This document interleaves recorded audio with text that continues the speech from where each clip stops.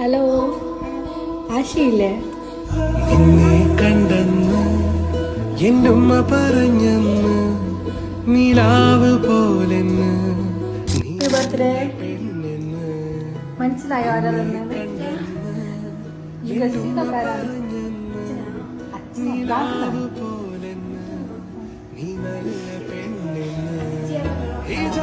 കണ്ടെന്ന് ദൂരെ നിന്നൊന്ന് കിനാവ് പോലെ എൻ്റെ ഉമ്മ പറഞ്ഞെന്ന് കണ്ണ് കരിനീല കണ്ണെന്ന് പൊന്നു പോലുടയാണെന്ന്